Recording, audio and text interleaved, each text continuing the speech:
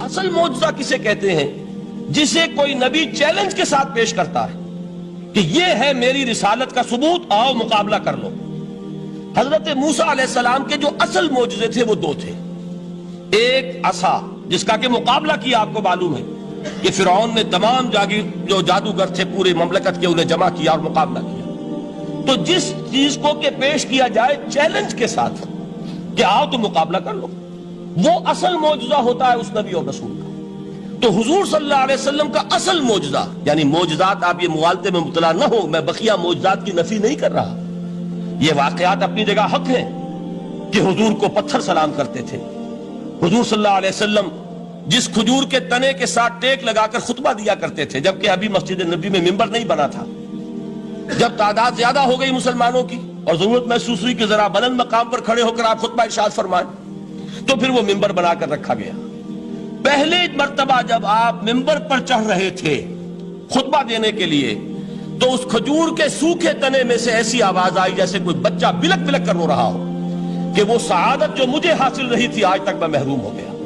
تو یہ انبیاء کا مقام ہے۔ مولانا روم نے اسی لیے کہا ہے کہ فلسفی کو منکر حنانہ است، از حواس انبیاء بیگانہ است۔ فلسفی اور عقلیت پرست انسان وہ تو حنانہ کا انکار کر دے گا، کیسے ممکن ہے سوکھا تنا اور اس کے اندر سے بچے کی طرح بلکنے کی آواز آئے، لیکن یہ اس لیے ہے کہ وہ انبیاء کے خصوصی احوال جو ہے ان کو جانتا نہیں۔ اس قسم کے خرق عادت واقعات حضور کی زندگی میں بھی بے شمار ہوئے، لیکن حضور کا وہ معجزہ جس میں تحدی کے ساتھ چیلنج کے انداز میں کہا گیا کہ آؤ مقابلہ کرو، وہ صرف اور صرف قرآن ہے۔ چنانچہ آپ سورہ بنی اسرائیل میں دیکھیں گے، قُلْ لَئِنِ اجْتَمَعَتِ الْإِنسُ وَالْجِنُّ عَلَىٰ أَن يَأْتُوا بِمِثْلِ هَٰذَا الْقُرْآنِ لَا يَأْتُونَ بِمِثْلِهِ وَلَوْ كَانَ بَعْضُهُمْ لِبَعْضٍ ظَهِيرًا۔ اے نبی چیلنج کر دیجئے، اگر تمام انسان اور تمام جن مل کر یہ چاہیں کہ اس قرآن جیسی کوئی تصنیف کر دیں، تو چاہے وہ ایک دوسرے کا کتنی بھی اس میں مدد کریں اور تعاون کریں، وہ ہرگز قرآن جیسی کتاب تصنیف نہیں کر سکتے۔ اس سے آگے بڑھ کر یہ بات کہی گئی، اچھا پورا قرآن نہیں لا سکتے، اس قرآن کی طرح کی 10 صورتیں ہی تصنیف کر لو۔ جب اس کا بھی جواب نہیں دیا گیا تو جسے کہتے ہیں برسبیل تنزل، اور پنجابی میں کہتا ہے کہ برے کو گھر تک پہنچانا، وہ برے کو گھر تک پہنچانے کے لیے فرمایا ایک صورت ہی بنا لاؤ۔ یہ سورہ ہود میں اور سورہ یونس میں یہ مضمون آیا، اور پھر سورہ بقرہ میں ہجرت کے بعد جو پہلی سورت نازل ہوئی اس میں پھر اس کو دوہرا دیا گیا، وَإِن كُنتُمْ فِي رَيْبٍ مِّمَّا نَزَّلْنَا عَلَىٰ عَبْدِنَا فَأْتُوا بِسُورَةٍ مِّن مِّثْلِهِ وَادْعُوا شُهَدَاءَكُم مِّن دُونِ اللَّهِ إِن كُنتُمْ صَادِقِينَ۔ کہ اگر تمہیں کوئی شک ہے اس کتاب کے بارے میں جو ہم نے نازل فرمائی ہے، شک کیا ہوگا؟ شک اسی بات میں ہوگا کہ شاید یہ محمد کا اپنا کلام ہے صلی اللہ علیہ وسلم، یا کوئی اور انسان ہے جو انہیں سکھا پڑھا رہا ہے۔ اگر تمہیں اس نوعیت کا کوئی شک ہے تو اس جیسی ایک صورت بنا لاؤ، فَأْتُوا بِسُورَةٍ مِّن مِّثْلِهِ۔ اور نوٹ کیجئے گا سورۃ العصر بھی سورت ہے، سورۃ الکوثر بھی سورت ہے، 3 آیات بھی اگر ایسی تم تصنیف کر کے لے آؤ تب تو تمہیں کچھ شک کرنے کا حق حاصل ہوگا، اور اگر نہیں کر سکتے تو جان لو فَإِن لَمْ تَفْعَلُوا وَلَن تَفْعَلُوا۔ پھر اگر تم ایسا نہ کر سکو اور ہرگز نہیں کر سکو گے، ذرا چیلنج کا انداز دیکھیے کہ ہرگز نہیں کر سکو گے، فَاتَّقُوا النَّارَ الَّتِي وَقُودُهَا النَّاسُ وَالْحِجَارَةُ، ڈرو اس آگ سے جس کا ایندھن بنیں گے انسان اور پتھر۔ اب اس بات کو سمجھیے کہ تاریخی حقیقت ہے یہ، جس کا کوئی کافر انکار نہیں کر سکتا، کہ وہ کوئی شخص اس چیلنج کو قبول کرنے کی جرات نہیں کر سکا۔ اگر جھوٹ موٹ کو بھی کوئی کھڑا ہو جاتا اور کہتا کہ ٹھیک ہے میں نے یہ ایک صورت بنائی ہے اور میرا دعویٰ یہ ہے کہ یہ قرآن جیسی ہے، تو ایک کنٹروورسی تو پیدا ہو جاتی نا۔ کچھ لوگ چاہے کہتے کہ نہیں یہ قرآن کے سطح کی نہیں ہے، لیکن یہ کہ اس کا دعویٰ تو ہو جاتا۔ لیکن تاریخ یہ بتا رہی ہے کہ سرے سے کسی شخص نے اس کی جرات نہیں کی، اس درجے وہ قرآن سے مرعوب ہوئے۔ تو حضور کا سب سے بڑا معجزہ جو آج تک زندہ ہے، اس کو ذہن میں رکھیے، میں نے جو حضرت موسیٰ حضرت عیسیٰ کے معجزات گنوائے ہیں وہ در حقیقت ان کی اپنی ذات کے ساتھ تھے۔ ید بیضا موسیٰ کے ساتھ تھا، عصا معجزہ اس وقت تھا جب موسیٰ کے ہاتھ میں تھا، اس کے بعد کئی 100 برس تک وہ صندوق سکینہ جو ہے، تابوت سکینہ، اس میں وہ عصا رکھا رہا، لیکن اب وہ معجزہ نہیں تھا، وہ سوکھی لکڑی تھی، اس کے سوا کچھ نہیں۔ تو تمام انبیاء اور رسول کے معجزے ختم ہو گئے، وہ ان کی ذات کے ساتھ تھے۔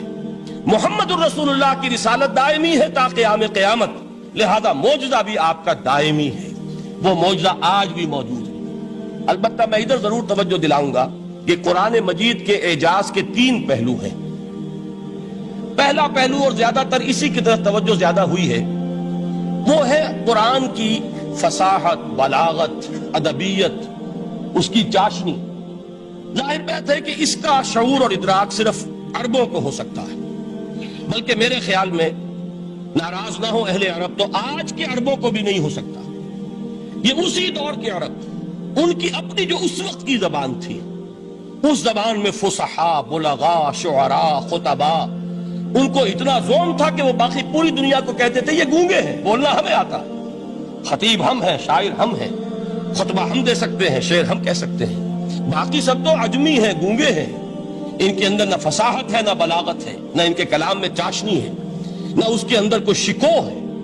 یہ دعویٰ جنہیں تھا، جب ان کے منہ بند ہو گئے قرآن کو سننے کے بعد کہ اس کلام کا کوئی مقابلہ ممکن نہیں ہے، جو ان کے سبع معلقہ کے شعراء میں سے آخری شاعر وہ ایمان لے آئے، اس کے بعد جب ان سے کہا گیا کہ اب آپ شعر نہیں کہتے، حضرت عمر نے ایک مرتبہ ان سے سوال کیا کیا بات ہے، اب آپ نے شعر کہنے چھوڑ دیے؟ تو ان کا جواب یہ تھا اب بعد القرآن، کیا اب قرآن کے بعد بھی اس کا امکان ہے کہ کوئی شخص اپنی فصاحت اور بلاغت کا کوئی اظہار کرنا چاہے؟ یہ تو فصاحت اور بلاغت کی ایک معراج ہے کہ جس تک کہ اب کسی انسان کی رسائی ممکن نہیں۔ تو فصاحت اور بلاغت جو ہے قرآن کی اور اس کی ادبیت، در حقیقت اس کا ادراک تو ہو سکتا ہے صرف اہل زبان کو۔ ہم لوگ جو ترجموں سے پڑھتے ہیں، چاہے کتنی ہی گرامر پڑھ لیں، کتنی صرف و نحو پڑھ لیں، واقعہ یہ ہے کہ وہ جو ایک ہوتا ہے نفس پر جب انگلی آتی ہے تو جو ایک آپ کو فیل ہوتی ہے، وہ فیل ہم جو عجمی لوگ ہیں جن کی مادری زبان عربی نہیں ہے، وہ قرآن مجید کی فصاحت اور بلاغت کو اس طور سے نہیں سمجھ سکتے جیسے کہ اہل زبان سمجھ سکتے ہیں، اور خاص طور پر جیسے کہ اس زمانے کے اہل زبان نے سمجھا۔ آج چونکہ عربی زبان ویسے تو جو اس کی فصیح لینگویج ہے وہ جو کی تو اپنی اصل پر قائم ہے، اور وہ اسی قرآن کے طفیل اور قرآن کے صدقے قائم ہے، ورنہ دنیا میں کوئی دوسری زبان نہیں ہے کہ جو 1500 برس تک اتنی پیور رہ جائے، اس میں تبدیلی آتی ہے۔ خود اردو جو ہے 300 برس کی اردو، دکن کی اردو، ذرا اس کو کبھی پڑھیے تو آپ حیران ہوں گے کہ یہ اردو زبان ہے اور آج کی اردو کوئی اور ہے۔ یہ صرف 200-250 برس کے اندر یہ انقلاب اردو میں ہو چکا ہے۔ عربی زبان 1500 برس سے وہ قائم ہے اپنے اسی جگہ پر، اور وہ صرف قرآن کا اعجاز اور قرآن کا صدقہ ہے، لیکن باقی جو اصل میں بولی جانے والی زبانیں ہیں وہ بہت بدل چکی ہیں۔ لہذا تمام اہل عرب کے لیے بھی اب قرآن کے اس پہلو کو صحیح طور پر سمجھنا ممکن نہیں۔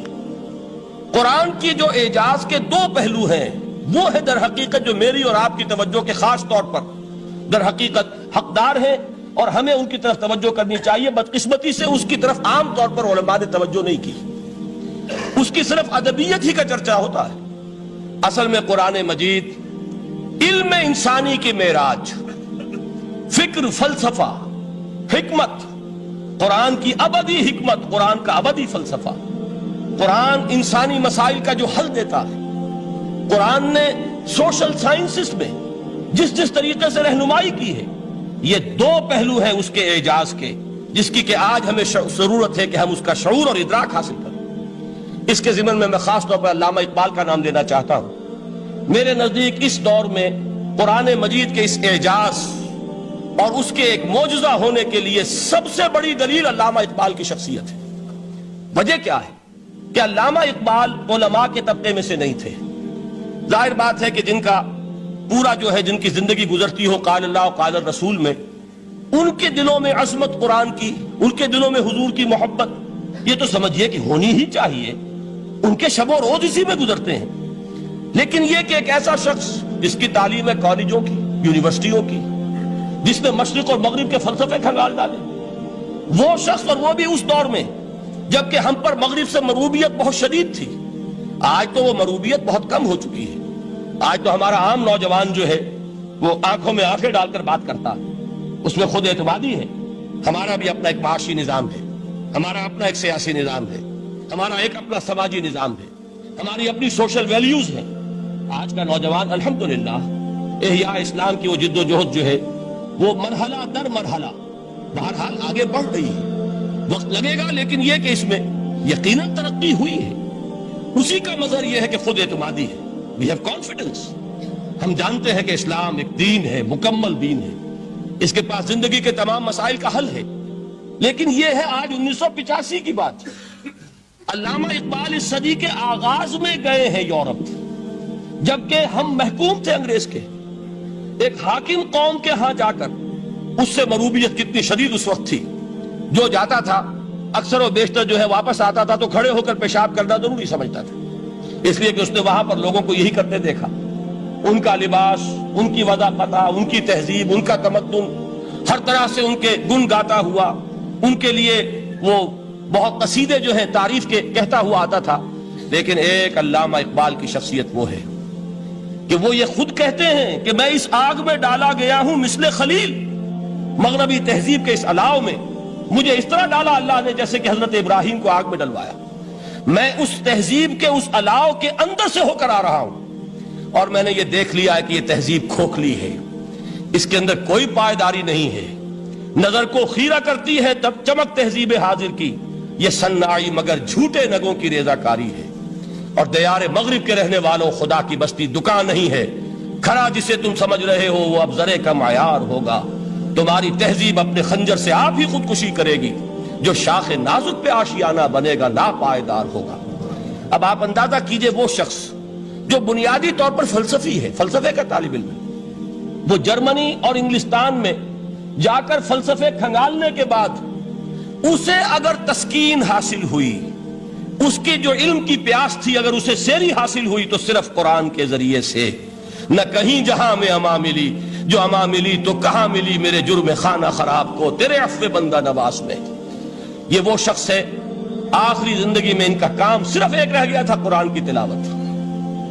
بڑے بڑے فلسفی ملنے آتے تھے علامہ اقبال سے ملنے، وہ سمجھتے تھے بڑی لائبریری ہوگی، جیسے بڑے وکیل اس کی لائبریری آپ کو معلوم ہے کتنی جلدیں رکھی ہوں گی، خوبصورت جلدیں بنی ہوئی، ایسے ہی کوئی بڑا فلسفی، بڑا پروفیسر، اس کی سٹڈی، اس کی کتابیں بڑی مروب کن ہونی چاہیے۔ لیکن علامہ اقبال کے ہاں سب کتابیں اٹھوا دی تھی انہوں نے، صرف ایک کتاب رہ گئی، اور سید نذیر نیازی کا نام آپ نے سنا ہوگا۔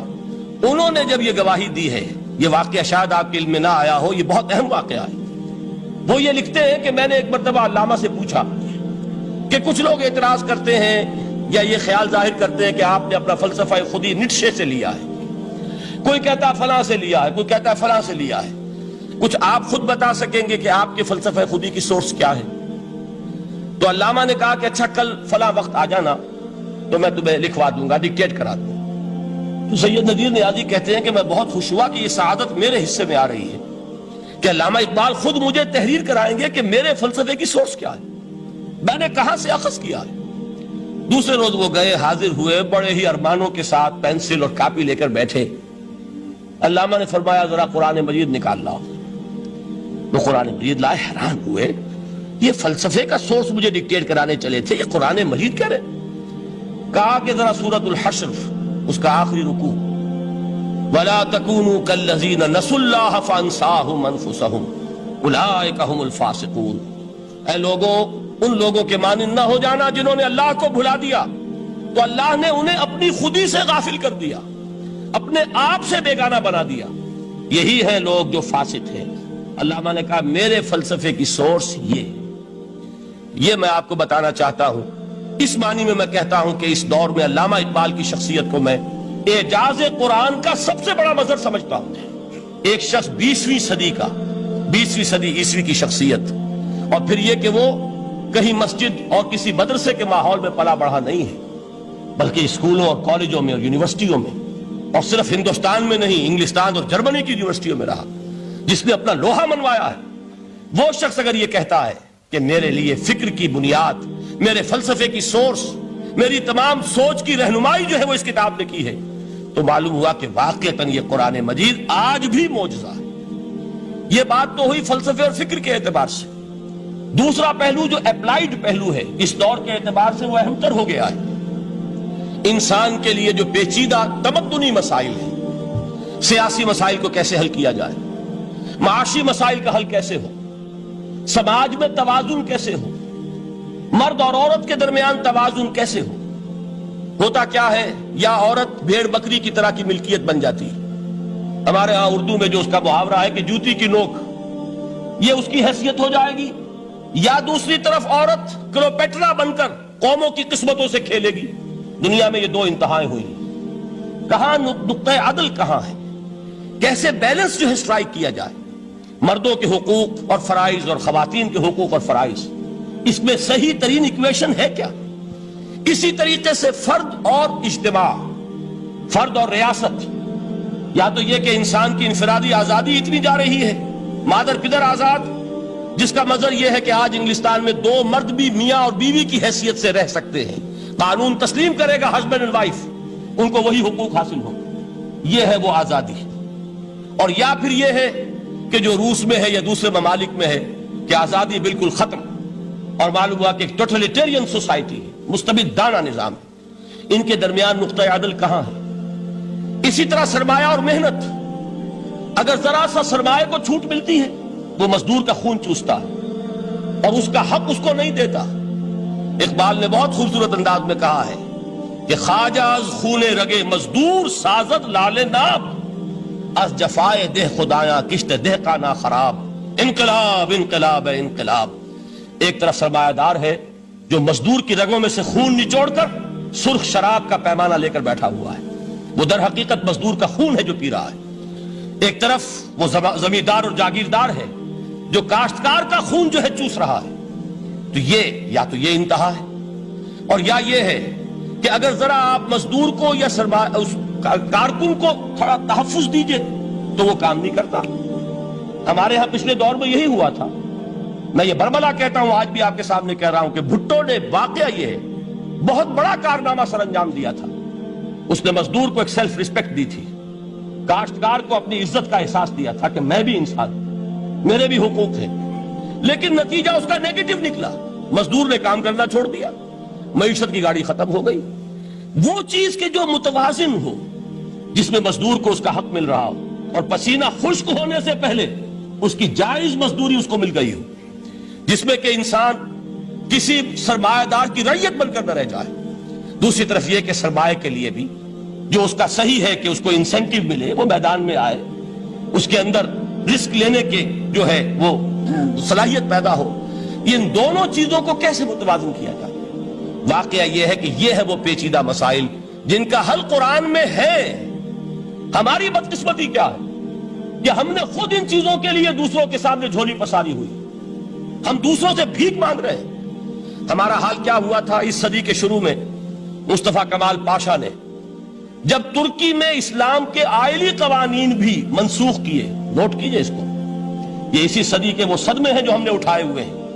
اور گاہے گاہے باز خواہ یہ قصہ پاری نہ رہا، تازہ خواہی داشتن گر داغ ہائے سی نہ رہا. اس صدی میں کیا نہیں ہوا؟ عربوں کی ریوولٹ ترکوں کے خلاف، ان کے پیٹھ میں جو خنجر گھونپا، اور ایک انگریز، ایک کرنل لارنس کی وہ ساری شرارت، اس کے نتیجے میں ایک عظیم مملکت عثمانیہ، سلطنت عثمانیہ، دی گریٹ آٹومان امپائر، اس کے چیتڑے اڑ گئے. اور اس کے بعد وعدے کیے تھے عربوں سے کہ ہم تمہیں حکومت دیں گے. ہوا کیا کہ ان کے چھوٹے چھوٹے ٹکڑے کیے اور تقسیم کر لیے. مغربی سامراج کا دور شروع ہو گیا. اس کا ایک رد عمل مصطفیٰ کمال پر اس درجے شدید ہوا، اس نے ہر چیز جس کا تعلق عربوں سے تھا اس کو ختم کر دیا، ملک بدر کر دیا. عربی میں اذان نہیں ہوگی، عربی میں نماز نہیں پڑھی جائے گی. اور اسی کے ضمن میں یہاں تک گیا کہ فیملی لاز بھی، رومن لاز جو ہے وہ نافذ کیے. تو یورپ کے اخبارات نے اس وقت یہ طنز کیا تھا مسلمانوں پر، یہ مسلمان عجیب قوم ہے، کہتے یہ ہے کہ ہمارے پاس دنیا کا بہترین ضابطہ ہے، بہترین قانون ہے، ہمارے قانون سے بہتر کسی کا قانون نہیں. اور حال یہ ہے کہ فیملی لاز کے لیے بھی یہ ہم سے بھیک مانگ رہے ہیں، ہم سے وہ قوانین لے کر اپنے ہاں نافذ کر رہے ہیں. آج بدقسمتی سے اکثر و بیشتر مسلمان ممالک کا حال یہی ہے. آج ہم ان سے بھیک مانگ رہے ہیں. کہیں جمہوریت کی بھیک ہے، کہیں سوشلزم کی بھیک ہے، کہیں کسی اور سماجی نظام کی بھیک ہے، کہیں مرد اور عورت کی کامل مساوات کا ایک نظریہ ہے، شانہ بشانہ چلنے والا فلسفہ ہے، جو خالص مغرب کی تہذیب کی ایک بھیک ہے جو مانگی جا رہی ہے. کاش کہ آج قرآن کے اس اصل اعجاز کی طرف، جو اس کا اصل معجزہ اس دور کے لیے، میں نے عرض کیا کہ اعجاز قرآنی کا وہ معجزہ کہ وہ فصاحت اور بلاغت کی معراج ہے. وہ یا تو اپریشیٹ کر سکتے ہیں اہل عرب، اور اہل عرب میں سے بھی حقیقت میں وہ جو قدیم جاہلی شاعری کے جاننے والے ہیں جو بہت کم رہ گئے اب، وہ جان سکتے ہیں کہ جب قرآن نازل ہوا تو کیوں زبانیں گنگ ہو گئی تھی، کیوں کوئی ایک شخص جھوٹ موٹ کو بھی مدعی بن کر نہیں آ سکا کہ یہ میں نے قرآن کی جیسی ایک کتاب یا قرآن جیسی ایک سورت یا قرآن کی طرح کے چند جملے میں نے موضوع کر دیے ہیں. لیکن دوسرا پہلو ہے فکر اور فلسفہ، اس کے اعتبار سے جس کا سب سے بڑا ثبوت اس دور میں علامہ اقبال. اور تیسرا پہلو ہے Islamic social sciences, political science, economics, sociology. اس میں جو کچھ قرآن نے دیا ہے، جو آج بھی انسان کی رہنمائی کے لیے بہترین نظام ہے، اس نظام کو ہم سمجھے، اسے دنیا کے سامنے پیش کریں، تب در حقیقت قرآن مجید کا اعجاز سامنے آئے. یہ دو پہلو تو میں نے وہ عرض کیے ہیں کہ جو کسی غیر مسلم کو بھی نظر آئیں گے. قرآن کا پریزروڈ ہونا، اس کی انٹیگریٹی، اوتھینٹسٹی، یہ چیزیں وہ ہے کہ جو سب نے مانی. قرآن کے ذریعے تاریخ انسانی کا عظیم ترین انقلاب برپا ہونا، یہ وہ بات ہے کہ جو کسی اندھے کو بھی دیکھنی پڑتی ہے. اس حقیقت کا اعتراف دشمن کو بھی کرنا پڑتا. میں یاد دلا دوں آپ کو، ایچ جی ویلز، آپ نے نام سنا ہوگا، سائنٹیفک فکشن میں اس کا بڑا اونچا مقام ہے. لیکن اس نے تاریخ نسل انسانی پر بھی دو کتابیں لکھی، a short history of the world اور a concise history of the world. Concise history of the world میں وہ شخص حضور کے ذکر پر جب آتا ہے تو میں صرف ذکر کر رہا ہوں، نقل کفر نہ باشد، اس نے حضور کی شخصیت پر بڑے رقیق حملے کیے ہیں، بڑے گھٹیا حملے کیے ہیں. حضور کی خاص طور پر تعدد ازدواج کا جو معاملہ ہے، یہ کڑوی گولی ان کے حلق سے اتر نہیں سکتی، اس لیے کہ ان کا آئیڈیل ہے حضرت مسیح اور حضرت یحییٰ، جان دی بیپٹسٹ اینڈ جیسس آف نازارت. ان دونوں نے ایک شادی بھی نہیں کی، تجرد کی زندگی بسر کی، لہذا ایک شادی بھی ان کے نزدیک گھٹیا فعل ہے. تو حضور نے تو کی ہیں 11 شادیاں، 11 نکاح آپ کے. یہ جو کڑوی گولی ہے یہ ان کے حلق سے نیچے نہیں اترتی، اس لیے میں انہیں معذور سمجھتا ہوں. تو اس نے اس پہلو سے تو بڑے حملے کیے، لیکن خطبہ حجۃ الوداع کے وہ جملے جو ہے تاریخی، پورے کے پورے اس نے کوٹ کیے. لا فضل لعربی علی عجمی ولا لعجمی علی عربی ولا لأحمر علی اسود ولا لأسود علی احمر الا بالتقوی کلکم بنو آدم وآدم من تراب. کسی عرب کو کسی عجمی پر کوئی فضیلت نہیں، کسی عجمی کو کسی عرب پر کوئی فضیلت نہیں، کسی گورے کو کسی کالے پر کوئی فضیلت نہیں، کسی کالے کو کسی گورے پر کوئی فضیلت نہیں سوائے تقوی کے. تم سب کے سب آدم کی اولاد ہو اور آدم مٹی سے بنائے گئے تھے. یہ الفاظ لکھ کر کہتا ہے کہ جہاں تک human fraternity, equality and freedom, 3 الفاظ نوٹ کیجئے، انسانی حریت، انسانی مساوات، انسانی اخوت، کہتا ہے جہاں تک ان 3 چیزوں کے واز ہیں، سرمنز کا تعلق ہے، وہ تو دنیا میں پہلے بھی بہت کہے گئے. عیسائی ہونے کے باوجود خاص طور پر نام لیتا ہے جیسس آف نازارت. سرمنز تو حضرت مسیح کے ہاں بھی بہت مل جائیں گے کہ تمام انسان برابر ہیں، سب کو بھائی بھائی ہونا چاہیے، سب انسان آزاد ہیں، تمیز بندہ و آقا فساد آدمیت ہے.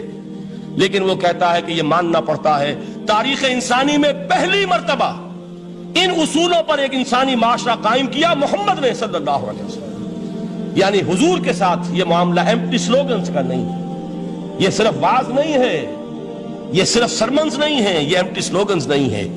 He translated these things into actuality. ایک حقیقت، ایک واقعہ کی شکل دی ہے محمد نے صلی اللہ علیہ وسلم.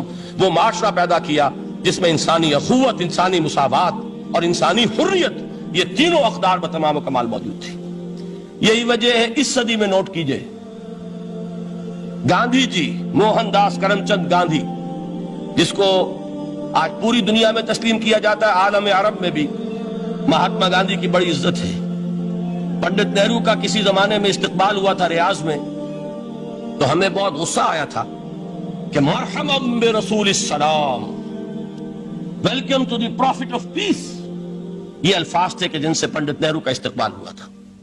غصہ ہمیں بہت آیا، یہ رسول کا لفظ استعمال کر دیا انہوں نے. بعد میں ہم نے سوچا بھائی رسول کے معنی ان کے ہاں ایلچی کے ہیں، تو انہوں نے اس کو اپنی جو بھی غلطی میں سمجھا یا صحیح سمجھا، اس کو چھوڑ دیجئے، میں کوئی سیاسی گفتگو نہیں کرنا چاہتا. انہوں نے سمجھا کہ یہ شخص اس وقت امن کا پیغام بر ہے، لہذا اس کو ویلکم کیا. بہرحال گاندھی جی کا جہاں تک معاملہ ہے، آپ کے علم میں ہے کہ پوری دنیا میں اس شخص کی عظمت کو تسلیم کیا گیا ہے۔ ہمارا معاملہ، ہندوستانی مسلمانوں کا معاملہ، یہ دوسرا ہے۔ وہ تو آپ کو معلوم ہے کہ جوتا جسے کاٹتا ہے اسے پتا چلتا ہے کہ یہ جوتی کاٹ رہی ہے، ورنہ دیکھنے والے کو پتا چلے گا بڑا خوبصورت جوتا ہے، بڑا عمدہ جوتا ہے، کوئی اس میں خرابی نہیں ہے، لیکن جسے وہ پنچ کر رہی ہے اسے پتا ہے کہ یہ ہے کیا۔ اس اعتبار سے ہمارا معاملہ علیحدہ ہے، لیکن دنیا کو وہ بہت خوبصورت اور بہت ہی اعلیٰ اور بہت ہی اونچی شخصیت ایک نظر آتی ہے۔ بہرحال ایک پہلو سے یقیناً ماننا پڑے گا اس کی عظمت کو، کہ ہندو قوم کے لیے اور ہندوستان کے لیے، اس کی آزادی کے لیے جو عظیم جدوجہد کی ہے، اس میں کوئی شک نہیں۔ میں اس وقت جو بات عرض کرنا چاہتا ہوں کہ 1937 کا تصور کیجئے۔ 1937 میں آپ کو معلوم ہے 1935 میں قانون بنا تھا، اور پہلی مرتبہ الیکشنز ہوئے تھے بر صغیر میں 1937، اور وہ ہوئے تھے صوبائی الیکشنز۔ ان کے نتیجے میں وزارتیں قائم ہوئی، مسلم لیگ نے بائیکاٹ کیا تھا الیکشن کو، لہذا پورے ہندوستان میں تمام صوبوں میں کانگریس کے وزراء کی وزارتیں بنی۔ ہریجن اخبار میں ایک مقالہ لکھا تھا گاندھی جی نے اس وقت، جس میں کہ ان کانگریسی وزراء کے سامنے نصیحت کے انداز میں یہ بات رکھی تھی کہ آج جب کہ آپ لوگوں کو اختیار مل رہا ہے اور حکومت، یہ پہلی انسٹالمنٹ تھی جو انگریزوں نے دی تھی ہمیں، سیلف رول یا ہوم رول کی پہلی انسٹالمنٹ تھی، تو جو بھی تمہیں اختیارات مل رہے ہیں اس میں میں تمہارے سامنے حضرت ابو بکر اور حضرت عمر کی مثال رکھتا ہوں۔ یہ ہے وہ بات کہ جادو وہ جو سر چڑھ کر بولے۔ عربی میں کہتے ہیں الفضل ما شہدت بہ الاعداء، اصل فضیلت وہ ہے جس کا کہ دشمن اعتراف کرے۔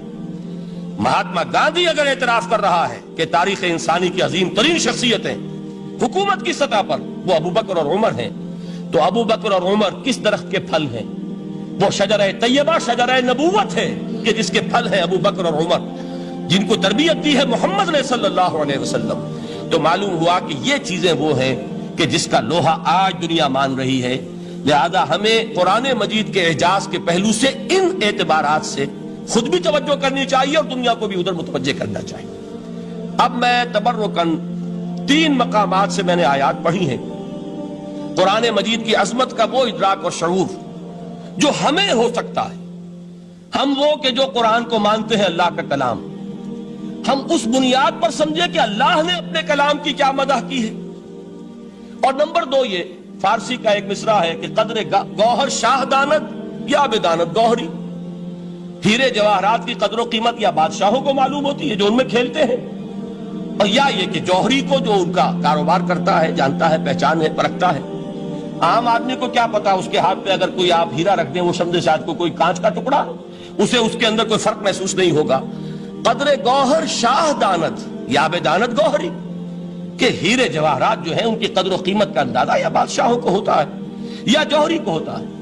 تو قرآن مجید کا عظمت کا صحیح ادراک یا اللہ کو ہے یا محمد الرسول اللہ کو ہے صلی اللہ علیہ وسلم۔ باقی جو کچھ دنیا دیکھتی ہے وہ تو وہ ظاہر کا ایک پہلو ہے، وہ تاریخی حقائق ہے جو میں نے آپ کے سامنے رکھے۔ باقی قرآن مجید کی عظمت کا کوئی صحیح ادراک ہو سکتا ہے یا وہ اللہ تعالیٰ کی زبانی اور یا ہوگا محمد الرسول اللہ صلی اللہ علیہ وسلم کے فرامین کی روح سے۔ اسی لیے میں نے 3 جگہ سے آیات پڑھی ہیں۔ ایک مقام سے سورہ رحمان کی ابتدائی 4 آیات، سورہ یونس کی 2 آیات، سورہ حشر کی 1 آیت، اور 3 احادیث نبویہ ہیں جن کا میں نے ذکر کیا ہے، اس لیے کہ تیسری جو ہے وہ بہت طویل حدیث ہے، وہ پوری میں اس وقت نہیں پڑھ سکتا تھا، اس کے صرف ابتدائی اور آخری کلمات میں نے اس وقت آپ کو سنائے۔ میں تھوڑی سی تشریح ان کی کروں گا تاکہ قرآن مجید کی عظمت کا جو نقش میرے اور آپ کے قلب پر ہونا چاہیے وہ صحیح در حقیقت ان آیات اور احادیث کی روشنی میں ہمارے دلوں پر قائم ہو جائے۔ دیکھیے قرآن مجید کی عظمت یہ کلام ہے، اس کی کلام کی عظمت کا پہلا پہلو ہے متکلم کی عظمت کے اعتبار سے۔ عربی میں کہا جاتا ہے کہ کلام الملوک ملوک الکلام ہے، بادشاہوں کا کلام کلاموں کا بادشاہ ہوتا ہے۔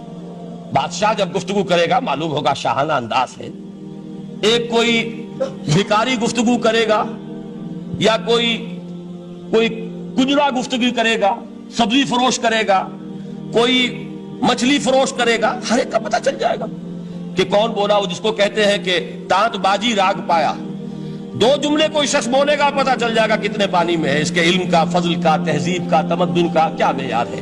اس لیے کہ کلام جو ہے در حقیقت متکلم کی پوری شخصیت کی عکاسی کرتا ہے. اس کا مقام کیا ہے، اس کا مرتبہ کیا ہے، اس کے ذہن کی بلندی کیا ہے، اس کے فکر کی گہرائی کیا ہے، اس کے افق ذہنی کی وسعت کیا ہے، اس سب کا اندازہ ہوگا کلام سے.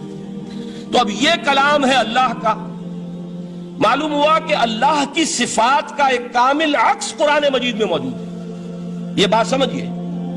اس کو قرآن نے کس طرح بیان کیا؟ یہ وہ لطیف حقائق ہیں جن کے لیے قرآن مجید تمثیل کا پیرایا اختیار کرتا ہے. اب سورہ حشر کی تمثیل کیا ہے؟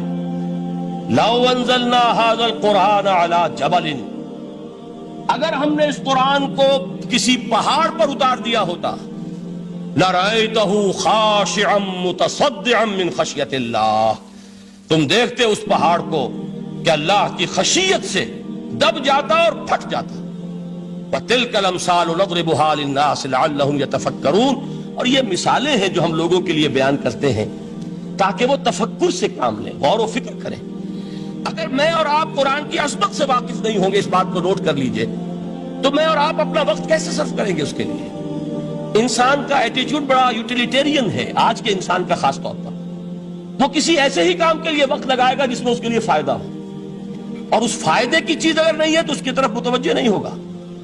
اگر قرآن مجید کی عظمت کا ہمیں ادراک ہو جائے تو ہم اپنا پورا وقت اس کے لیے وقف کر دیں گے، اس کو سمجھیں گے، اس کی گہرائیوں میں غوطہ زنی کریں گے. جیسے اقبال نے کہا کہ قرآن میں ہو غوطہ زن اے مرد مسلمان. لیکن اگر یہ کہ اس کی عظمت کا ادراک نہ ہوا تو بس یہ کہ کبھی اتفاق ہو گیا کہ کھول لیا اور اس کو پڑھ لیا، پڑھ بھی لیا بغیر سمجھے، اور اس کا ثواب کسی اور کو پہنچا دیا. وہ آج حصول ثواب بھی نہیں رہا، ایصال ثواب ہی رہ گیا. ورنہ یہ کہ بہرحال علامہ اقبال نے جو اس پر پھپتی چست کی ہے کہ بآیا تشترا کارے جزی نیست کہ از یاسین او آسا بمیری. اس قرآن کی عظیم آیات سے اے مسلمان آج تیرا سروکار صرف اتنا رہ گیا ہے کہ کوئی شخص مر رہا ہو، عالم نزع میں ہو، تو اس کو یاسین سنا کر اس کی جان جلدی سے نکال دو، آسانی سے نکل جائے. بس یہ سروکار رہ گیا. میں یہ نہیں کہتا کہ نہ پڑھی جائے، حضور نے فرمایا ہے پڑھنی چاہیے، لیکن صرف یہ نہیں ہے اس کا مصرف.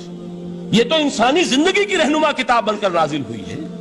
اس کے اوپر اس اعتبار سے توجہ تم نہیں کر رہے ہو، بلکہ تمہاری اس کے ساتھ جو ہے دلچسپی صرف کتنی رہ گئی ہے. تو پہلی بات یہ کہ یہ سمجھیے کہ قرآن نے یہ تمثیل اختیار کی اپنے عظمت کے بیان کے لیے. اگر ہم نے اس قرآن کو پہاڑ پر اتار دیا ہوتا تو تم دیکھتے کہ وہ پھٹ جاتا اور دب جاتا. اب اس کو سمجھیے، القرآن یفسر بعضہ بعضا، قرآن کا ایک حصہ دوسرے حصے کی تفسیر کرتا ہے.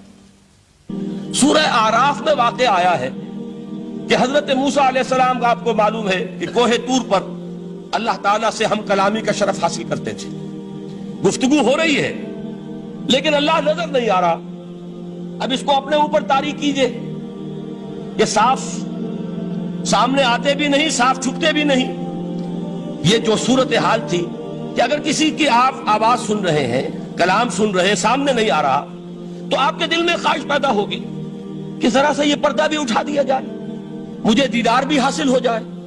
لہذا سورہ اعراف میں ہے جب کئی بار یہ شرف ہم کلامی حاصل ہوا اللہ سے، تو حضرت موسیٰ علیہ السلام نے بڑی ہمت سے کام لیا، بڑی جرت کی، درخواست کر دی، رب ارنی انظر الیک.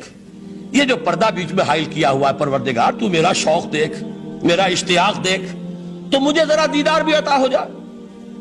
اس پر کیا بات کہی گئی؟ لن ترانی، موسیٰ تم مجھے ہرگز نہیں دیکھ سکتے، تم اس جسد ظاہری کے ساتھ، اس جسد مادی کے ساتھ، ان عنصری آنکھوں سے میرا دیدار نہیں کر سکتے.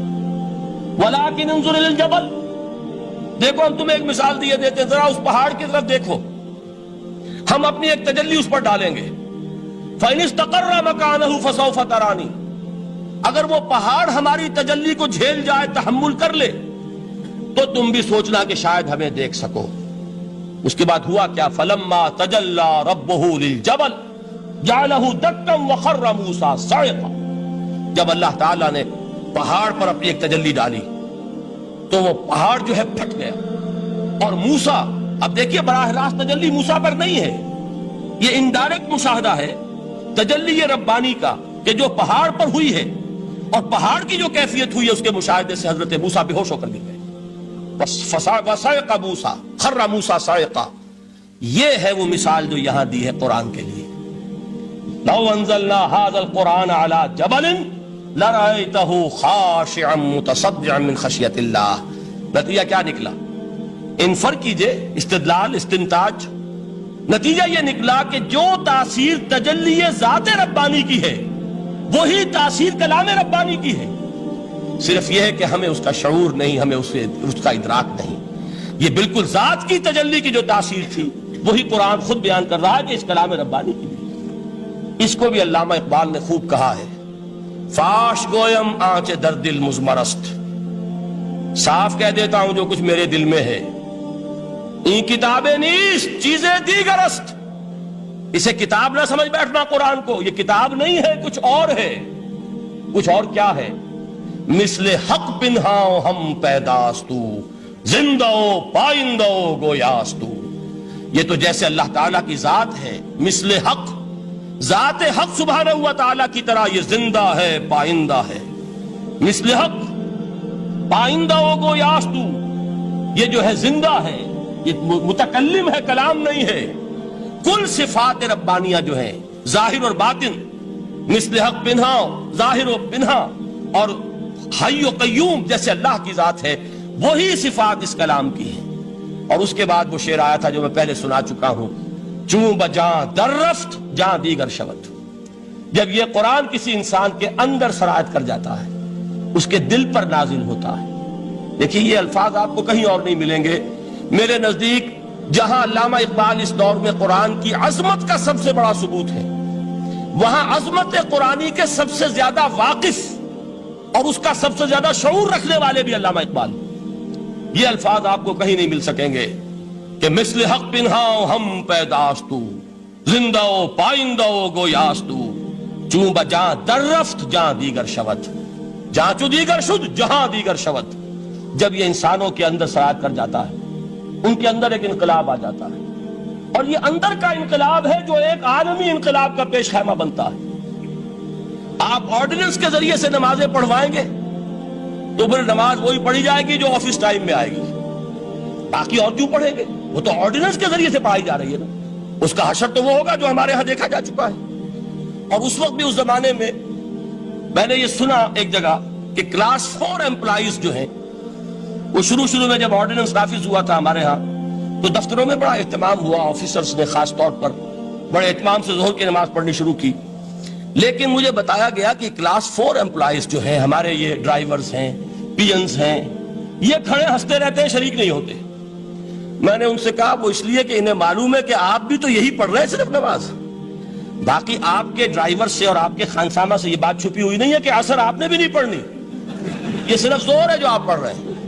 تو یہ اصل میں اندر کا انقلاب جب تک نہ آئے، باہر کا ٹھوسا ہوا انقلاب، وہ تو جب پریشر ہٹ جائے گا تبدیلی ختم ہو جائے گا. چوں بجاں در رفت جاں دیگر شود، اندر انقلاب آئے. جب اندر تبدیلی ہو جائے گی اب انسان کا پورا وجود بدلے گا. پھر اس کے اندر سے تبدیلی جو ہے وہ ابھرے گی، اسے کسی خارجی دباؤ کی ضرورت نہیں ہوگی. جہاں چو دیگر شد جہاں دیگر شود. اور جب انسانی شخصیتوں کے اندر یہ انقلاب اندر سے آتا ہے تو پھر وہ عالمی انقلاب بنتا ہے. جیسے کہ محمد الرسول اللہ کا انقلاب. واقعہ یہ ہے کہ اگر جوش کانسپیریسی، عبداللہ ابن سبا کی سازش اگر کامیاب نہ ہو گئی ہوتی اور مسلمانوں کے اندر آپس کا اختلاف اور سر پھٹول نہ ہو جاتا، جو حضرت عثمان کی شہادت، پھر حضرت علی کی شہادت رضی اللہ تعالی عنہما، اور حضرت علی کی دوران خلافت یہ آپس کے جو جنگیں ہوئی، جنگ جمل، جنگ صفین، جنگ نہروان، اگر یہ نہ ہوئی ہوتی تو جس سپیڈ کے ساتھ اور رفتار کے ساتھ انقلاب محمدی کی توسیع ہو رہی تھی علی صاحب الصلاۃ والسلام، کوئی طاقت دنیا میں نہیں تھی. اقبال نے اس کا بھی نقشہ کھینچا ہے کہ تھمتا نہ تھا کسی سے سیل رواں ہمارا. وہ سیل رواں تھا، کوئی روکنے والا نہیں تھا. انٹرنل سیبوٹاج وہ ہے کہ جس نے اس انقلاب کا راستہ روکا ہے. تو واقعہ یہ ہے کہ وہ اندرونی انقلاب حضور نے برپا کیا قرآن کے ذریعے صحابہ میں. اندر سے جو انقلاب تھا اس نے عرب میں ایک انقلاب کی شکل اختیار کی. اور یہ انقلاب جو ہے اتنی اپنے اندر قوت رکھتا تھا، اتنی پوٹینشیلٹی تھی اس کی کہ وہ 20 برس کے اندر کہاں آکسس دریائے جیہوں، کہاں اٹلانٹک. تصور تو کیے تاریخ میں اس سے پہلے اتنی بڑی کوئی مملکت قائم ہوئی نہیں. کہاں یمن اور کہاں ایشیا کوچک، ایشیا مائنر، ٹرکی، یہاں سے وہاں اور وہاں سے یہاں. اتنی عظیم مملکت حضرت عثمان رضی اللہ تعالیٰ عنہ کے خلافت میں ہو چکی تھی. یہ بات اگر یہ چلتا معاملہ آگے تو کوئی قوت اب نہیں رہی تھی. سلطنت روما ختم ہو چکی تھی, سلطنت کسرا ختم ہو چکی تھی, بخشتے اڑ گئے تھے. اب کون سی طاقت رہ گئی تھی جو شراب کا راستہ روکتی؟ یہ وہ یہودی سازش ہے جس نے اندر سے سیبوٹاج کیا. بہرحال یہ ہے انقلاب محمدی کا طریقہ, اندر سے تبدیلی. اسی کو علامہ اقبال نے کہا ہے, تیرے ضمیر پہ جب تک نہ ہو نزول کتاب, گرہ کشا ہے نہ راضی نہ صاحب کشاف. یہ قرآن اب بھی تم ایسے محسوس کرو کہ جیسے تمہارے دل پر نازل ہو رہا ہے. اور مجھے یاد آیا امام ابن قیم رحمت اللہ علیہ, ان کا ایک بڑا پیارا جملہ ہے. وہ کہتے ہیں قرآن کے بعض پڑھنے والے ایسے ہیں کہ جب وہ قرآن کو پڑھتے ہیں تو یوں محسوس کرتے ہیں کہ قرآن مصحف میں لکھا ہوا نہیں ہے, ان کے اپنے دل کے اوپر کندہ ہے, دل کے اوپر سے پڑھ رہے ہیں. یعنی اتنی کامل مطابقت وہ محسوس کرتے ہیں, اپنی فطرت, ہیومن نیچر اور قرآن کے اندر اتنی مطابقت ہے.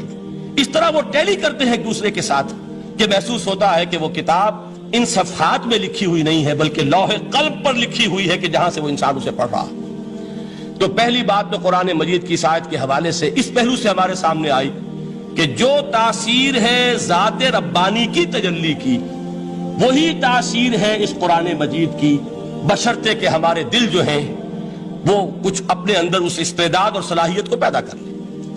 دوسرا مقام ہے سورہ یونس کا. اب کسی کلام کی عظمت کا دوسرا پہلو ہو سکتا ہے اس کی افادیت کے اعتبار سے, اس سے فائدہ کیا ہوگا نوع انسانی کے لیے. دیکھیے دو آیات, یہ عظیم خزانے ہیں عظمت قرآن کے. سورہ یونس میں یا ایھا الناس, اے لوگو, قد جاءتکم موعظۃ من ربکم وشفاء لما فی الصدور وہدی ورحمۃ للمؤمنین. 4 الفاظ نوٹ کر لیجئے. اے لوگو, آ گئی ہے تمہارے پاس وہ چیز تمہارے رب کی طرف سے جو موعظہ ہے. موعظہ کسے کہتے ہیں؟ نصیحت. اس بات کو ذرا سمجھ لیجئے ترتیب کیا ہے. نصیحت اسے کہتے ہیں, جی رہا نہیں جا رہا, میں نے اس کی ترتیب بدلی ہوئی ہے. مجھے یاد دلایا ایک صاحب نے کہ سورہ رحمان کی ابتدائی آیات کا بیان تو رہ گیا, وہ رہا نہیں, میں نے پڑھا کسی اور ترتیب سے تھا, بیان کسی اور ترتیب سے کر رہا ہوں. پڑھنے میں 4, 2 اور 1, اور اب جو میں بیان کر رہا ہوں پہلے 1 آیت سورہ حشر کی جو بیان کی, اب 2 آیات ہیں سورہ یونس کی. لوگوں, تمہارے پاس آ گئی ہے تمہارے رب کی طرف سے موعظت, اور تمہارے سینوں کے اندر جو روگ ہیں ان کے لیے علاج. توجہ کیجئے گا, ہم نے قرآن کو کیا سمجھا ہے؟ صرف ایک مقدس کتاب, ایک حصول ثواب یا ایصال ثواب کا آلہ. قرآن ہے کیا؟ نمبر 1 موعظہ. موعظہ کسے کہتے ہیں؟ وعظ اسے کہتے ہیں وہ بات جس سے دل نرم ہو جائے, دل کے اندر گداز پیدا کرنے والی شے. وجہ کیا ہے؟ اعلیٰ سے اعلیٰ حکیمانہ بات کسی سے کہی جائے, دل سخت ہے, اثر نہیں ہوگا. ایک کرسٹ آ جاتا ہے انسان کے دل کے اوپر, جیسے کہ یہود کے علماء کے بارے میں فرمایا گیا, ثم قست قلوبکم فہی کالحجارۃ او اشد قسوۃ وان من الحجارۃ لما يتفجر منه الانہار وان منها لما يهبط من خشیۃ اللہ وان منها لما يشقق فيخرج منه الماء. اے لوگوں, پھر تمہارے دل سخت ہوتے چلے گئے, پھر وہ پتھروں کے مانند سخت ہو گئے, بلکہ ان سے بھی زیادہ سخت, اس لیے کہ پتھروں میں تو وہ بھی ہوتے ہیں کہ جو اللہ کے خوف سے گر جاتے ہیں, پتھروں میں وہ بھی ہوتے ہیں کہ جو اللہ کی خشیت سے پھٹ جاتے ہیں, ان میں سے پانی بہ نکلتا ہے. پتھر تو اس طرح کے ہیں, لیکن انسان کا دل جب سخت ہو جائے, جب پتھر بن جائے, تو کوئی شے دنیا کی اس کی سختی کا مقابلہ نہیں کر سکتی. پہلے اس سختی کو نرم کریں گے, جیسے زمین ہے چٹیل زمین, اس زمین کے اندر ہل چلے گا تو بارش جو ہے فائدہ دے گی. اس کو آپ زمین کو نرم کرتے ہیں تاکہ وہ بارش کو جذب کرے, ورنہ چٹیل زمین ہے سخت, وہ پانی بہ جائے گا اور وہ زمین کے اندر جذب نہیں ہوگا. تو پہلا لفظ استعمال کیا موعظہ. یہ قرآن واعظ ہے, نصیحت ہے, دلوں کو نرم کرتا ہے, دلوں پر جو کرسٹ آ گیا ہے سخت اسے توڑتا ہے, اس میں ہل چلاتا ہے. پھر کیا کرتا ہے؟ پھر جب یہ جذب ہوتا ہے, شفاء لما فی الصدور, جو سینے کے روگ ہیں ان کے لیے شفا ہے. اب آپ غور کیجئے گا, علامہ اقبال نے انہی 2 اعتبارات سے مسلمانوں کا مرثیہ کہا ہے کہ مسلمانوں نے اس قرآن کو نہ موعظہ کے لیے استعمال کیا اور نہ تزکیہ نفس کے لیے استعمال کیا, بلکہ اس کو تو صرف بنا لیا ہے وہ جان آسانی سے نکالنے کا نسخہ یا ایصال ثواب کا آلہ؟ چنانچہ کہتے ہیں واعظ کے لیے واعظ دستاں زنو افسانہ بند، واعظ جو ہیں ہمارے داستانے کہتے ہیں، افسانے کہتے ہیں، قصے کہتے ہیں، لطیفے کہتے ہیں، معنی او پست و حرف او بلند، اس کے بیان میں معنی تو ہوتے ہیں بہت ہی گھٹیا، نیچے کے پست، الفاظ کا شکو ہوتا ہے، الفاظ بہت اونچے ہوتے ہیں۔ از خطیب و دیلمی گفتارے او با ضعیف و شاذ و مرسل کارے او، سارا باز و نصیحت جو ہو رہا ہے وہ ضعیف حدیثوں کے ذریعے سے، ضعیف روایات، روایات بخاری کی ہو، مسلم کی ہو، ترمذی کی ہو، ابن ماجہ کی ہو، کہاں خطیب بغدادی اور دیلمی وہ کتابیں کہ جن کی کوئی سند نہیں ہے، وہاں کی روایات کے ذریعے سے لوگوں کو تذکیر کرنے کی کوشش کر رہے ہیں۔ با ضعیف و شاذ و مرسل کارے ہو، ضعیف روایات، شاذ روایات، مرسل روایات جن کا سلسلہ روایت محمد الرسول اللہ تک متصل نہیں ہے، اس کے ذریعے سے کر رہے ہیں، حالانکہ موعظہ، سب سے بڑا موعظہ یہ قرآن تھا۔ قرآن کہتا ہے خود فذکر بالقرآن من یخاف وعید، اے محمد صلی اللہ علیہ وسلم آپ اس قرآن کے ذریعے نصیحت کیجئے، یہ قرآن ہے جو دلوں کی سختی کو ختم کرے گا، گداز پیدا کرے گا۔ دوسری طرف علامہ اقبال کیا کہتے ہیں کہ جہاں تک ہمارے ہاں جو بھی تصوف کے معروف حلقے ہیں، صوفیاء حق کی بات نہیں کہہ رہا، وہاں قوالی ہو رہی ہوگی تو حال آ جائے گا، صوفی پشمینہ پوشے حال مست، از شراب نغمہ قوال مست، قوال سے جو کچھ مل رہا ہے، حال آ رہا ہے، مستی آ رہی ہے، کیف اور سرور حاصل ہو گیا ہے، صوفی پشمینہ پوشے حال مست، از شراب نغمہ قوال مست۔ لیکن یہ کہ اس کی محفل میں درنمی سعادت بقرآن محفلش، اس کی محفل میں قرآن کا کہیں گزر نہیں ہے، جبکہ محمد الرسول اللہ صلی اللہ علیہ وسلم کی بھی ایک محفل ہوتی تھی، محفل سماع۔ وہ محفل سماع کیا تھی؟ حضور صحابہ سے فرمائش کر کر کے قرآن سنتے تھے۔ حضرت عبداللہ ابن مسعود رضی اللہ تعالیٰ عنہ کی روایت موجود ہے کہ مجھے ایک مرتبہ حکم دیا حضور نے کہ قرآن سناؤ۔ میں نے عرض کیا حضور آپ کو سناؤں؟ آپ پر تو نازل ہوا ہے۔ تو حضور نے فرمایا نہیں، مجھے کسی اور سے سن کر کچھ اور لطف حاصل ہوتا ہے۔ اب امتثال امر میں حضرت عبداللہ ابن مسعود رضی اللہ تعالیٰ عنہ نے سورہ نساء پڑھنی شروع کی۔ 41ویں آیت پر پہنچے، چشم تصور سے دیکھیے کہ حضور بھی تشریف فرما ہے، صحابہ کرام کی محفل ہے، اور صحابہ کیسے بیٹھا کرتے تھے ادب کے ساتھ۔ ایک روایت میں الفاظ آئے ایسے بیٹھتے تھے ساکت و صامت ہو کر، بالکل خاموش، سکون، ساکن اور ساکت اور صامت، کہ جیسے ان کے سروں پر پرندے بیٹھے ہیں کہ ذرا جنبش کریں گے تو پرندہ اڑ جائے گا، اس ادب کے ساتھ۔ تو وہ محفل جو ہے حضور صلی اللہ علیہ وسلم کی، اور ایک صحابی حضرت عبداللہ ابن مسعود گردن نیچی کیے ہوئے ہیں اور قرآن پڑھتے چلے جا رہے ہیں۔ جب اس آیت پر پہنچے فَكَيْفَ إِذَا جِئْنَا مِن كُلِّ أُمَّةٍ بِشَهِيدٍ وَجِئْنَا بِكَ عَلَى هَؤُلَاءِ شَهِيدًا، کیا ہوگا اس دن جس دن کہ ہم ہر امت پر ایک گواہ کھڑا کریں گے، اور اے نبی آپ کو گواہ بنا کر لائیں گے ان کے خلاف، آپ کو یہ ٹیسٹیفائی کرنا ہوگا کہ اللہ تیرا جو کلام میرے پاس آیا تھا میں نے پہنچا دیا تھا، اب ان کی ذمہ داری ہے، they are accountable, they are responsible۔ اس پر حضور نے فوراً فرمایا حسبک حسبک، بس کرو بس کرو۔ اور حضرت عبداللہ ابن مسعود فرماتے ہیں کہ میں نے جب نگاہ اٹھا کر دیکھا حضور کے آنکھوں سے آنسو روا تھے۔ یہ ہے سماع، یہ محفل سماع ہے، کاش کہ اللہ تعالی ہمیں اس کی توفیق عطا فرمائے۔ یہ ہے مسنون محفل سماع، اس قرآن کے اندر وہ گداز ہے۔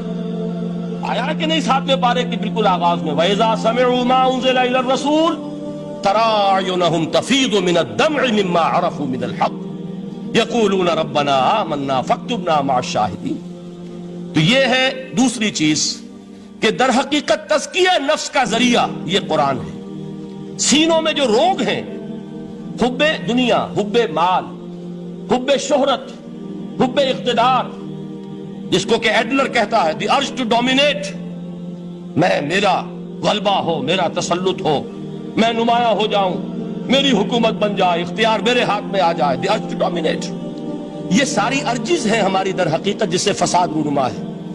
یہ حب مال ہے جس کی وجہ سے ہمارے اندر تنافس ہے۔ الہاکم التکاثر حتی زرتم المقابر، یہ کثرت اور بہتات کی طلب تمہیں غافل کیے رکھتی ہے یہاں تک کہ قبروں تک جا پہنچتے ہو، آنکھ انسان کی کھل نہیں پاتی۔ جس کے پاس 10 نسلوں کے لیے کھانے کو موجود ہے، اس کی بھی حرص جو ہے اور مزید کا لالچ جو ہے وہ ختم نہیں ہوتا۔ یہ چیزیں ہیں اصل روگ، ان دلوں کے روگوں کا اور سینوں کے اندر کے ان امراض کا علاج قرآن۔ یا ایھا الناس قد جاءتکم موعظۃ من ربکم وشفاء لما فی الصدور۔ اب جب یہ دو چیزیں ہو جائیں گی، اب تیسرا لفظ ہے ہدن۔ ہدایت بیکار ہے جب تک دل میں گداز نہ ہو، ہدایت بیکار ہے جب تک کہ نیت درست نہ ہو۔ کوئی شخص بڑا عالم ہے لیکن اپنے علم کو اس نے ذریعہ بنایا ہے دنیا کمانے کا، تو در حقیقت یہ قرآن اس کے حق میں ہدایت نہیں ہے، اس کے حق میں عذاب خدا بندی کا ذریعہ بن رہا ہے۔ حضور نے خود فرمایا القرآن حجت لک او علیک، یہ قرآن یا تمہارے حق میں حجت ہے یا تمہارے خلاف حجت بنے گا قرآن کے قیامت کے دن۔ اس لیے کہ ایک شخص اس کو دنیا کمانے کا ذریعہ بنا رہا ہے، ایک شخص اس کو شہرت کے حصول کا ذریعہ بنا رہا ہے، ایک شخص علم کو ذریعہ بنا رہا ہے دنیا میں نمایاں ہونے کا، اپنی تعریف کا۔ حضور نے فرمایا کہ قیامت کے دن سب سے پہلے 3 افراد کا معاملہ پیش ہوگا عدالت خدا بندی میں۔ ایک وہ جو بڑا عالم سمجھا جاتا تھا، اس سے بڑا علم پھیلا۔ دوسرا وہ جو بہت صاحب ثروت تھا، اس نے بہت خیرات کے کاموں میں پیسہ لگایا۔ تیسرا وہ جو دنیا میں شہید سمجھا جاتا تھا کہ اللہ کی راہ میں جنگ کرتے ہوئے جان دیا۔ اللہ ان تینوں سے جو اس کو نعمتیں دی تھی ان کا ذکر کر کے پوچھے گا کہ میں نے تمہیں یہ دیا، تمہیں یہ دیا، تمہیں یہ دیا، تم کیا کر کے لائے؟ وہ شہید کہے گا کہ اللہ میں نے تیری راہ میں جنگ کی اور اپنی جان دے دی تاکہ تو راضی ہو جائے۔ اللہ فرمائے گا کذبتا، تو نے جھوٹ بولا، انک قد قاتلت لئن یقال جریء، تو نے تو یہ جنگ اس لیے کی تھی کہ کہا جائے کہ بڑا جری ہے، بڑا بہادر ہے۔ یہ لوگوں سے بہادری کے تمغے لینا تمہارا مقصود تھا۔ وقد قیل، وہ کہا جا چکا ہے، اب یہاں تمہارے لیے کچھ نہیں۔ اور فرشتوں کو حکم ہوگا اور وہ اوندے منہ اس کو گھسیٹتے ہوئے جہنم میں جھونک دیں گے۔ دنیا میں شہید سمجھا جا رہا ہے، آخرت میں جہنمی ہے۔ یہی حال اس عالم کا ہوگا، یہی حال اس دولت مند کا ہوگا۔ تم نے یہ علم پھیلایا تھا کہ تمہارے علم کا چرچا ہو جائے، تمہاری شہرت ہو جائے، لوگ تمہاری دستبوسی کرنے لگیں، لوگ تم سے جھک کر ملیں۔ وہ دنیا میں ہو گیا، تمہارا مطلوب مل چکا، تمہارا مقصود حاصل ہو چکا، اب یہاں کچھ نہیں۔ تو جان لیجئے کہ جب تک دلوں کے روگ درست نہ ہوں، علم بیکار ہے، ہدایت قطعاً غیر مفید ہے۔ پہلے دلوں کا کرشٹ اترے، اس کی سختی دور ہو، یہ ہے موعظہ۔ دلوں کے اندر سے حب جاہ، حب دنیا، حب مال نکلے، یہ ہے تزکیہ۔ شفاء لما فی الصدور، اب ہدایت خدا بندی، اب راستہ آپ دیکھیں گے اور اس راستے پر چلیں گے۔ یہ ہدایت جو ہے دنیا میں، یہی آخرت میں رحمت کی شکل میں ظاہر ہوگی۔ جنہوں نے اس قرآن کی ہدایت سے فائدہ اس دنیا میں اٹھایا، آخرت میں رحمت خدا بندی کی بدلیاں ان پر سائے کریں۔ ایک حدیث میں تو باقاعدہ الفاظ آئے ہیں کہ سورہ بقرہ اور سورہ آل عمران یہ 2 بدلیوں کی صورت میں ظاہر ہوں گی میدان حشر میں، اور ان لوگوں پر سایہ کریں گی کہ جن کو ان سے بڑی محبت تھی۔ یہ 4 الفاظ نوٹ کر لیجئے اسی ترتیب کے ساتھ۔ یا ایھا الناس قد جاءتکم موعظۃ من ربکم وشفاء لما فی الصدور وہدی ورحمۃ للمؤمنین۔ قل بفضل اللہ وبرحمتہ، اے نبی کہہ دیجئے یہ اللہ کا بڑا فضل ہے، لوگوں سمجھو، اس کی بڑی رحمت کا ظہور ہوا ہے اس قرآن کی شکل میں۔ اس کی رحمت کا مظہر عدم قرآن ہے، اس کے فضل کا سب سے بڑا ثبوت قرآن ہے۔ فبذالک فلیفرحوا، اس پر انہیں خوشیاں منانی چاہیے۔